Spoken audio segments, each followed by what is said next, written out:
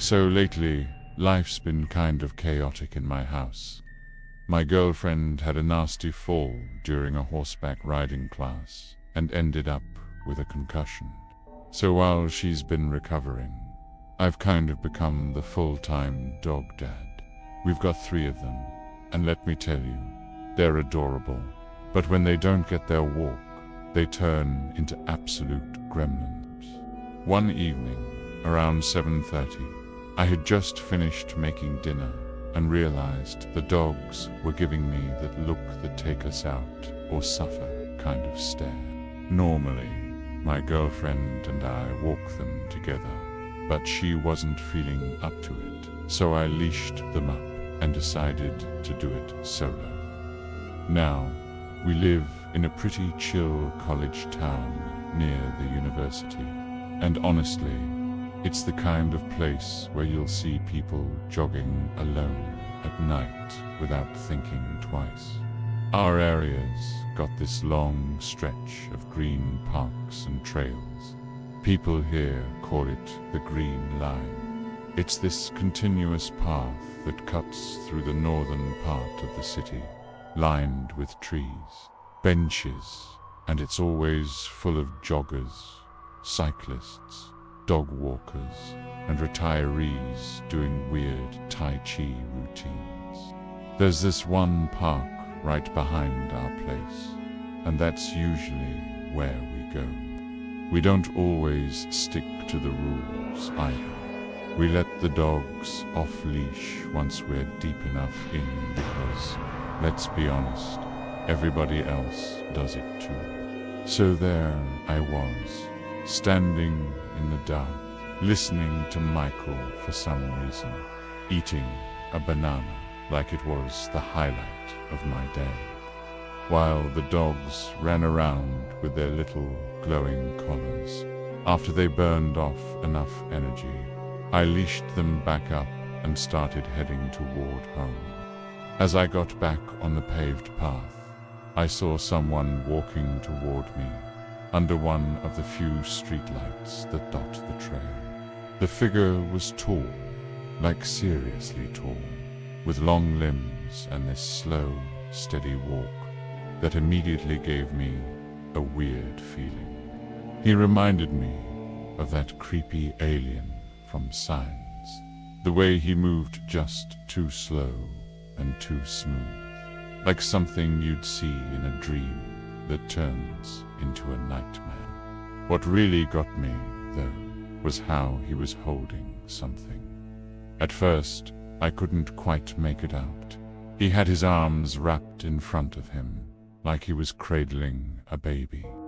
But it was so stiff, like he was pretending more than actually holding anything real. He wasn't looking down at it either. His eyes were locked onto me, staring in this blank, almost robotic way. It made my skin crawl. I kept walking forward with the dogs tugging at the leash, who, now that I think about it, were unusually quiet and alert. As the guy passed me, I glanced down at what I assumed was a baby and instantly felt my stomach turn. It wasn't moving, not even a twitch. It looked plastic. I mean, it was either a doll or I just witnessed something horrifying. To break the tension, I awkwardly let out a soft "aw," trying to be polite or diffuse the creepiness. But this guy didn't flinch, just kept staring right through me, not blinking, not acknowledging anything, except keeping his eyes glued to my face. I passed him, heart racing, and tried to play it cool. But when I glanced backhand, I swear to God this is true. He had stopped under the streetlight and was slowly turning his head around to stare at me. No movement from the rest of his body, just that slow, deliberate head turn, like something out of a horror movie. I picked up my pace fast, checked over my shoulder again a few seconds later, And now he had turned his whole body to face me, still standing there like a mannequin, holding that fake baby. That was it. I yanked out my phone and called my girlfriend. I didn't even explain what was happening, just told her to stay on the line and act like we were in the middle of a normal call. She caught on instantly and started chatting like nothing was wrong, while I kept walking fast, checking back every few seconds. He stayed there for a while, just standing and staring, not moving, not saying anything, and then, finally, after maybe the 6th glance, he slowly turned back around and continued walking in the direction he came from. I never once saw him look at that baby he was holding, not once. I did end up calling the local police just to report it, in case someone else ran into him. The dispatcher didn't seem too concerned, just said they'd send someone to check it out, and yeah, maybe I am being overly paranoid. He didn't technically do anything, but man, that blank stare, the fake cradle, the slow, emotionless movements, it was one of the eeriest things I've ever experienced in person. Anyway, it's late now, and I'm going to cuddle up with one of the dogs and pretend I did unjust star in the pilot episode of some Netflix thriller. I always thought these stories people post were kind of spooky fun, but now that I've got one of my own, I can confidently say real-life horror is way scarier when it's you living it. This happened back when I was in middle school, probably around 7th grade, maybe 8th. Our school had this cool little tradition where, on Fridays, if your parents signed a permission slip that morning, you could actually leave the school grounds during lunch. It felt like such a grown-up thing to do at the time, getting to roam around the neighborhood for an hour with your friends. That particular Friday, the weather was decent cool, but not too chilly. Maybe even some light rain, but nothing that made us rethink our plans. So, me and 2 of my best friends decided we'd walk over to the Asian grocery store nearby to grab some Chinese food from their hot bar. Once we had our styrofoam containers of greasy noodles and fried rice, we figured we'd go hang out at this park we always used to chill at. It was about halfway between the school and the store, and it had one of those jungle gyms that was built to look like a giant treehouse, complete with green plastic leaves on top. We climbed up and made ourselves comfortable in the play structure, sharing a big sunny D we'd all chipped in for because, you know, middle school budgets don't exactly allow for individual drinks. This part was actually pretty big. There was a swing set and a baseball diamond, some picnic tables scattered around, and a huge open field that sloped up toward a bunch of houses with fenced-in backyards.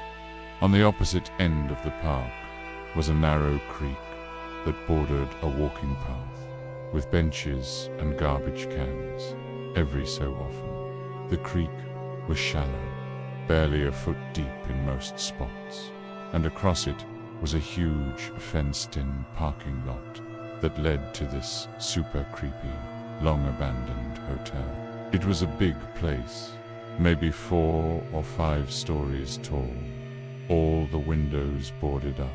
Rumor had it the inside was still full of old furniture and beds, like it had just been left behind in a hurry.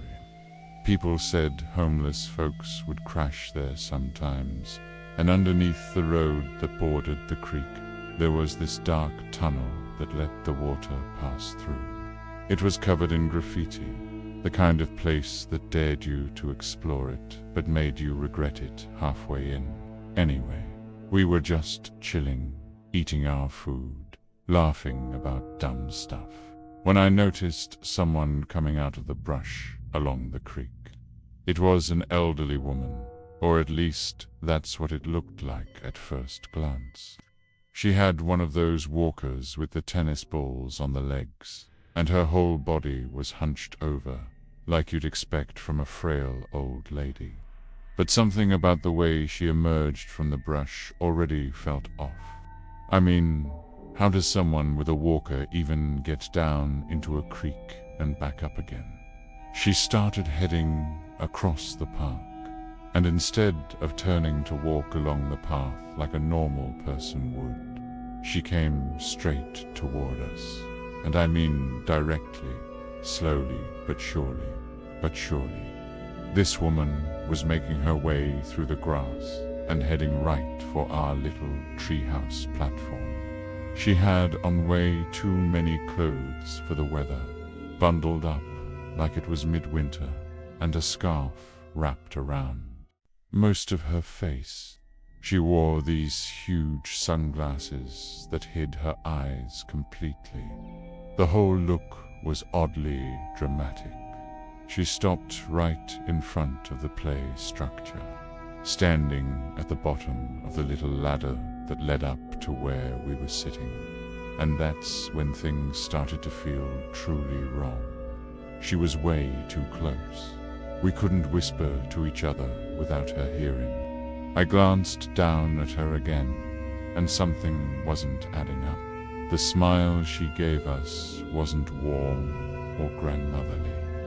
It was stiff and weird. And then I noticed something that gave me chills. Her teeth. They weren't old person teeth. They were straight, white, and way too nice for someone her age. Definitely not dentures. And a little bit of skin I could see. It didn't look wrinkled at all. That's when my brain started catching up with the situation.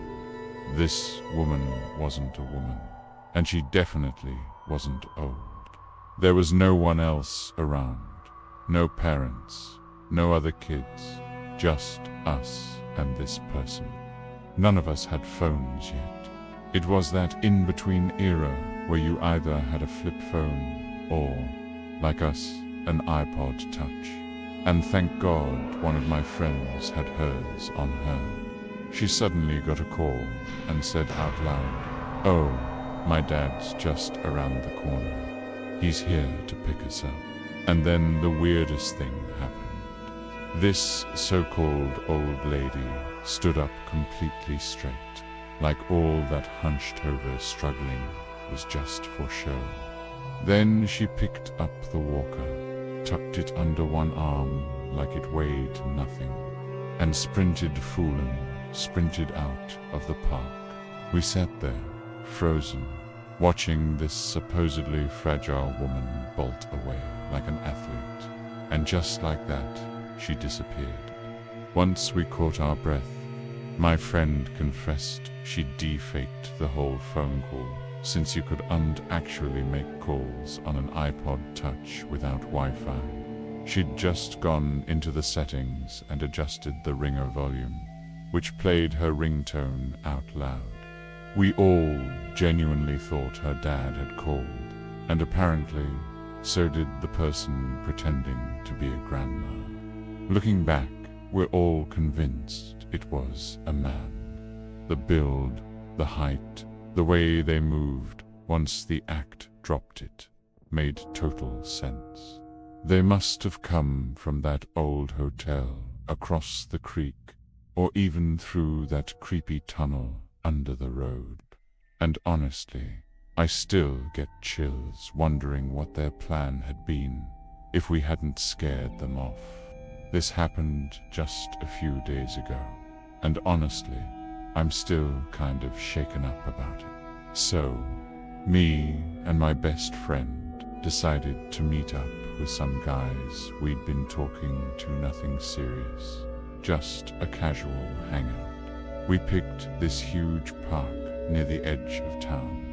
It's got all the space and privacy you want when you do unreally want to be seen. but it's also known for being a little sketchy, like it's right near a couple halfway houses in a transitional facility. So it's not unusual to see some folks who are down on their luck hanging around, especially ones trying to stay out of trouble or just needing somewhere to go for the day. The guys were being super boring, so we ended up just sitting off to the side on the curb, talking about random stuff, when this girl walked up to us. She looked a total mess. Barefoot, no phone, tears down her cheeks, and totally shaken up. I don't usually let my guard down in this park, but something about her made it really hard to say no. She asked if she could use my phone to call someone. And even though part of me was like, okay, what if she bolts with it? I handed it over anyway. She kind of just stood there holding it, then started crying harder because she said she couldn't remember anyone's number. She said she'd gone out drinking with a guy the night before. Things turned bad, and then she blacked out. Next thing she remembers is waking up bruised and bloody in some parking lot, getting taken to the hospital for a head injury. She told us they didn't even do a rape kit, and that she was just dropped at this park after she told them she didn't remember her address.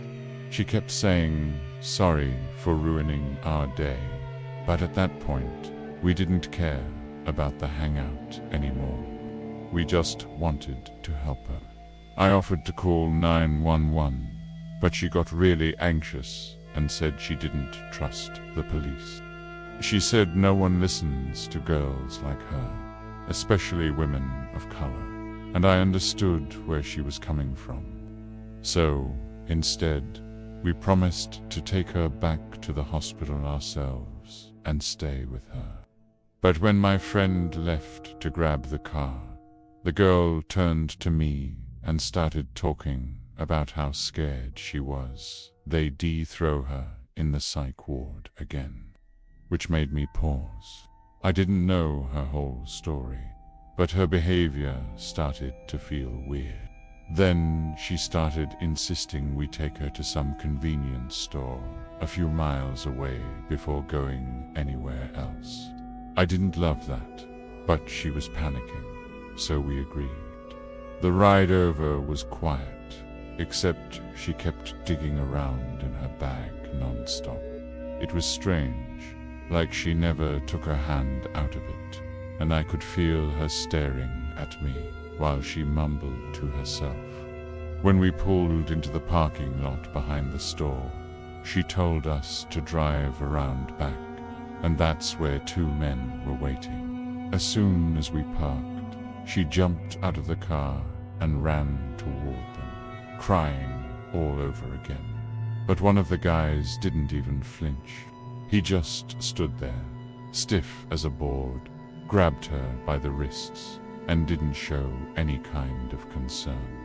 That immediately set off every alarm in my head. We tried to explain what had happened, thinking maybe they were her family or something, but the guy didn't care.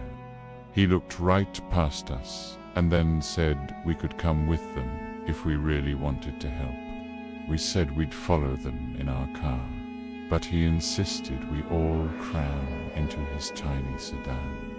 Then the girl starts backpedaling, like, you said you'd stay with me. But now there's no more crying, just fake sobbing and yelling. Suddenly, she grabs my friend's arm and won't let go, shouting in her face. I tried pulling her off, while this random man started accusing us of hurting her, and said we had to come with them or else. Then he grabbed my arm, trying to lead me to his car. I was terrified, but adrenaline kicked in, and I tried to pull away. My friend, bless her, yelled so loud like one of those horror movie screams that grabs everyone's attention. It worked. The guy let go, shoved me back, and dragged the girl into the car before speeding off like nothing happened. We were in shock, just sitting there in the car, trying to piece it all together. At first, I was still worried about her, thinking maybe she was being trafficked or hurt. We called 911 and told them everything, from the park to the store. A few days later, the police followed up and told us that the girl had actually been at the hospital the night before, but not for an assault. She'd been brought in for drug-related issues and a psychiatric episode, something they said was kind of a recurring thing. As for the man, he wasn't related to her at all, not a friend, not a boyfriend, nothing. But he did have a record, and not a small one either. He'd been charged with multiple counts of aggravated kidnapping. Who knows what would have happened if we'd gotten in that car. This happened during my senior year of high school. I was this tiny girl, barely 5'3", and didn't even weigh 100 pounds. Normally, my boyfriend would drive me to school, but that morning he was busy, which I later found out meant he was sneaking around behind my back. So, I was waiting alone at the park near my house, where the school bus usually picked a few of us up. That day, though none of the other girls were there, just me sitting on a bench with one earbud in, trying to stay alert like I always did. I noticed a black Honda pulling up nearby, and something about it instantly made me uneasy. It parked close, and I kept an eye on it without being too obvious, because I didn't want to seem paranoid. But my gut was definitely waving red flags. After a few minutes, two tall men stepped out and started walking toward me. The feeling in my stomach turned to stone. I quickly texted my boyfriend and then copied the message to my cousin, just letting them know where I was, what kind of car it was, and that something felt off, but no one responded. As the men got closer, I got up and casually moved toward the edge of the sidewalk near the street, thinking the bus had to be coming soon. One of them started chatting, asking weirdly personal questions. How old I was, whether I had a boyfriend, if I lived nearby, and then, out of nowhere, if I wanted drugs because they had some. The other guy, who had been silent the whole time, suddenly chimed in with something chilling. He asked if I knew what the black market was and told me they had just come back from Russia. The tone he used was more threatening than friendly, and I was doing everything I could to stay calm and not react. They kept inching toward me, and just when I felt like they were about to make a move, the school bus finally turned the corner. That bus was a literal lifesaver. As it approached, one of the guys tried to hand me this shady-looking business card, claiming he owned an auto shop and could give me a free car. I didn't want to take it, but I also thought that having that card might help if I needed to report them. So I grabbed it. As soon as the bus pulled up, they backed off quickly and walked away like nothing had happened. The moment I stepped onto the bus, I completely broke down. I was crying so hard that the driver stopped to calm me down and asked what had happened. When I told her, she said she saw the guys near me, but assumed they were people I knew because they were standing so close. She called it into dispatch, and when we got to the school, she actually walked me inside herself. The school took it seriously, Security and the principal both sat down with me to get the full story. I handed over the card, and the principal said he'd call the number and pretend to be my dad, just to see what the guy would say. When he called, the man answered, and just hearing his voice again made my heart race. The principal started asking about getting a car, and the guy acted like he had no idea what he was talking about until he mentioned me. The second he said, "My daughter gave me your card," the man hung up. They tried calling again, but the number had already been shut off. After that, the vibe in the room completely shifted. The principal and security both looked shaken, and they called the police immediately. When the officers arrived, they asked me to retell everything in detail again, right there in front of everyone. They said it sounded like these guys had been watching the park, waiting for a day when a girl was alone. The card, according to them, was just a tactic, bait to lure girls in. That made me feel sick, like my legs didn't work, and my lungs had forgotten how to breathe. They tried calling my aunt, but she wasn't answering, so they called my boyfriend instead. Eventually, both he and my aunt showed up, and by the time I got home, my entire family was waiting outside. My grandma, mum, aunt, uncle, and cousins. The men looked furious. The women were crying, and I just felt so drained. I couldn't stop thinking about how close I came to something terrible. But here's the craziest part. About a week later, the principal called me back into his office. He said that two guys in a black Honda had tried grabbing a freshman girl from a different school, not too far from the park I was at. Thankfully, other students were nearby and stepped in to stop it.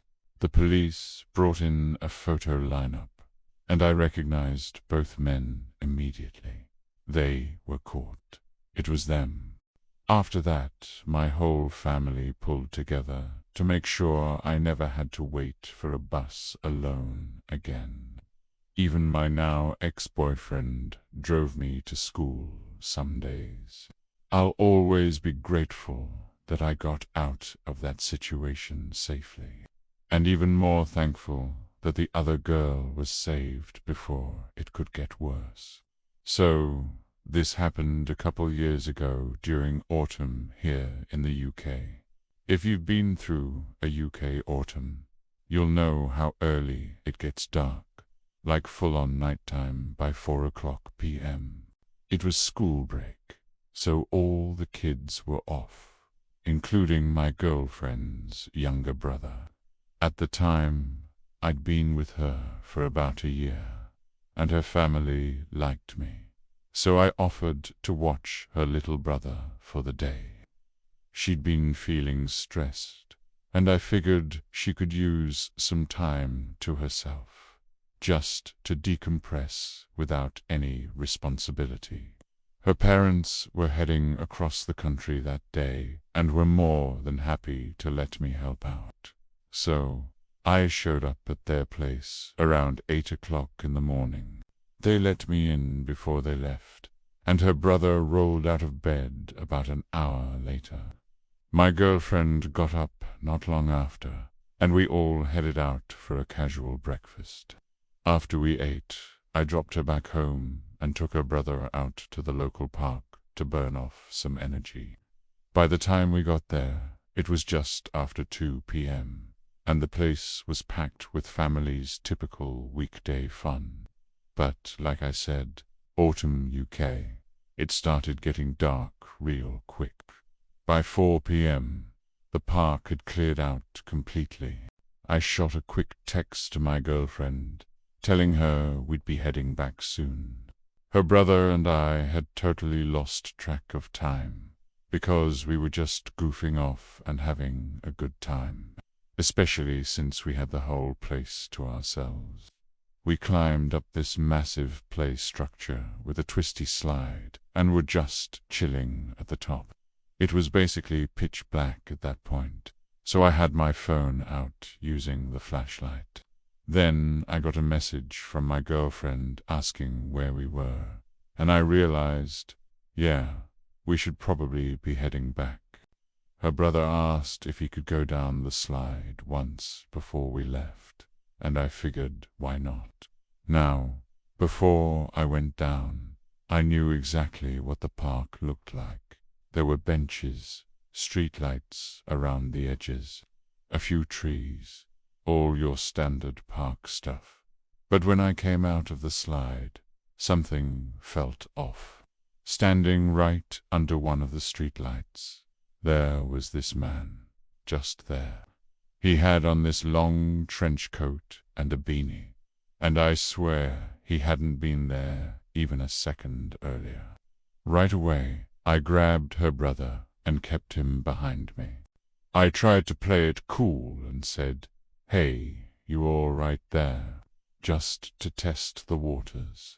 He didn't answer like a normal person. He started making these low groaning sounds. He was swaying a little, kind of rocking side to side, and just had this blank expression on his face. His mouth was open, he was drooling, and the whole vibe was wrong.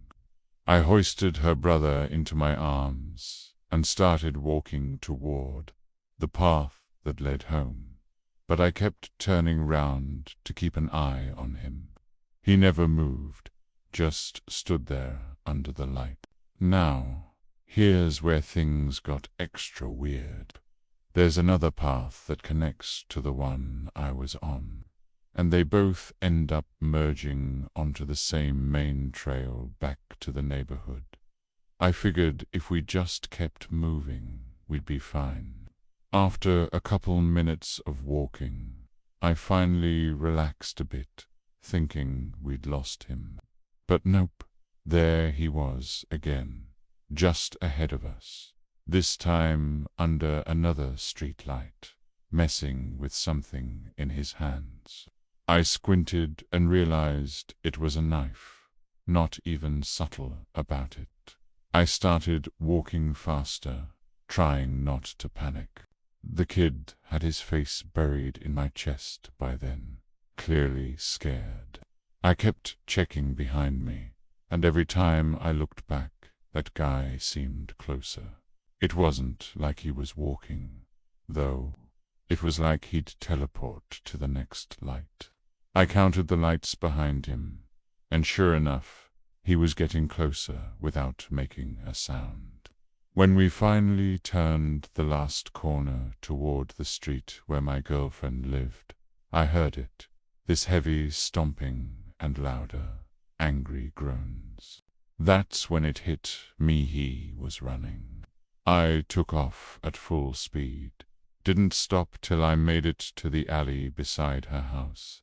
There's this big bush by the gate in her backyard, so I crouched behind it, holding her brother tight, and just spammed her phone, begging her to open the back gate.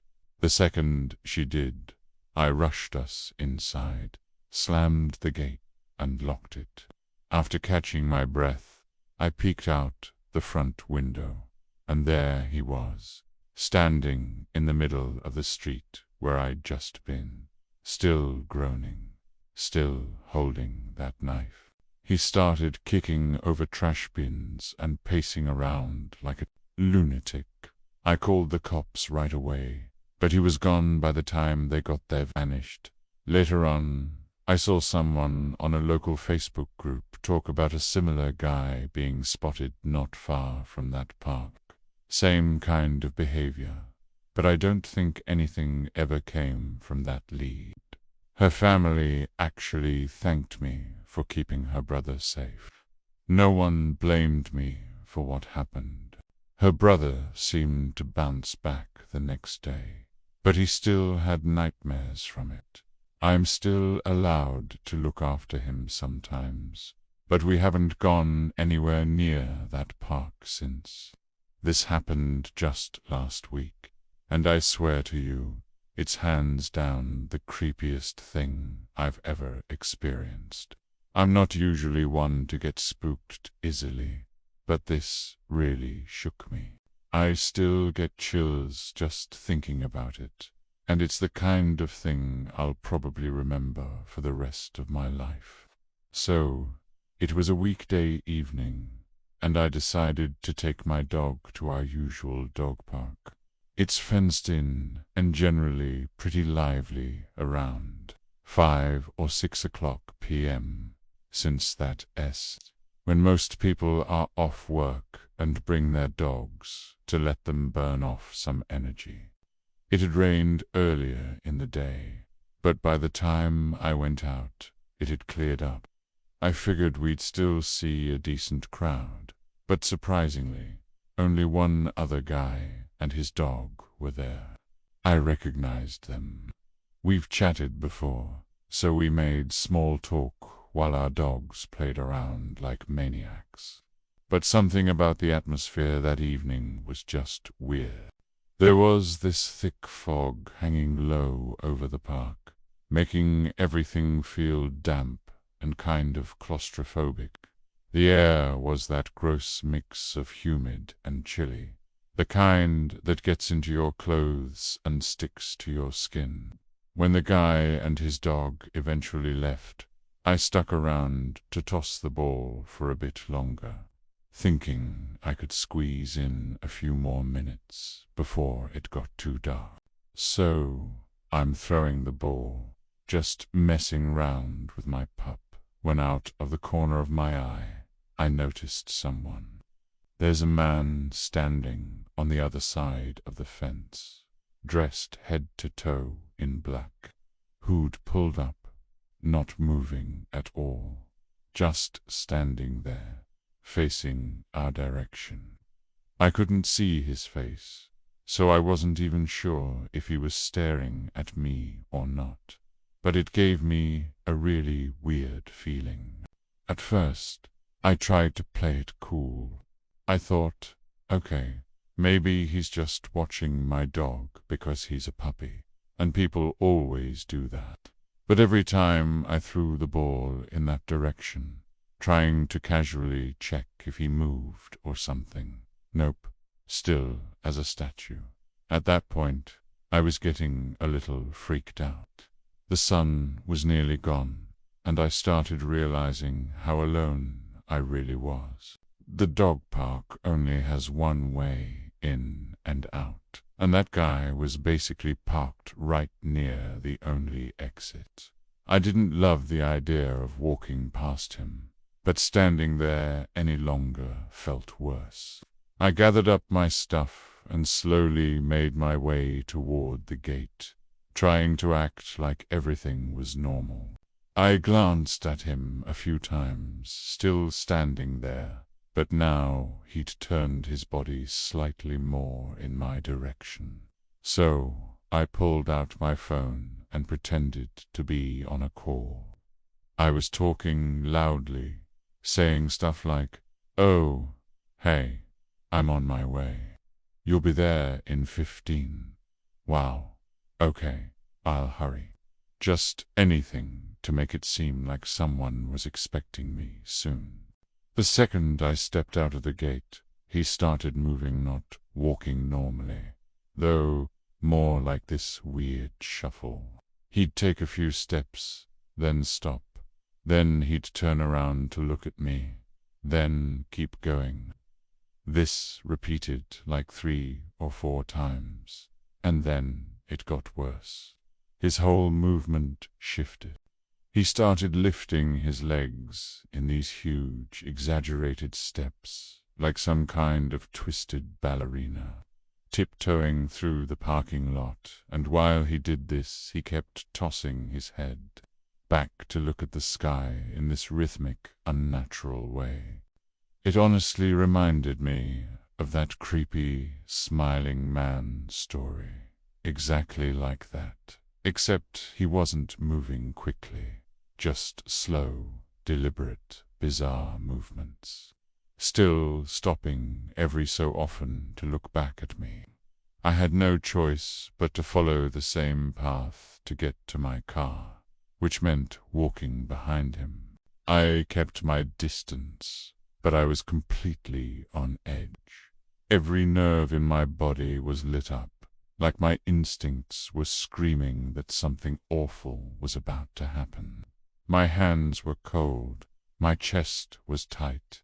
I've never felt so deeply afraid before. And then, all of a sudden, he turned sharply and disappeared into the trees off the side of the path. For a second, I thought maybe that was it. I picked up the pace, hoping to make it past where he'd gone into the woods before anything else happened. Yeah, second bad call of the night. As soon as I passed that spot, I heard branches snapping. I turned and saw him charging out of the woods, this time fast, no more weird shuffling. He was power walking right at me, his face still hidden by the hood, but his posture aggressive and stiff. That was all I needed. I grabbed my dog, who, by the way, was completely oblivious, and probably thought this was some awesome game, and sprinted the last 30 yards to my car. I somehow managed to scoop him up, mid-run highs, not lightened, jumped into the driver's seat, locked the doors, and started the engine with my hands shaking like crazy. As I was backing out, the headlights caught him just for a moment. He was standing at the edge of the parking lot, perfectly still again, just watching me. I didn't look back. I just drove. And yeah, I called my mum and sobbed the entire way home. I didn't feel safe for days after that. Even now, writing this out has made me anxious all over again.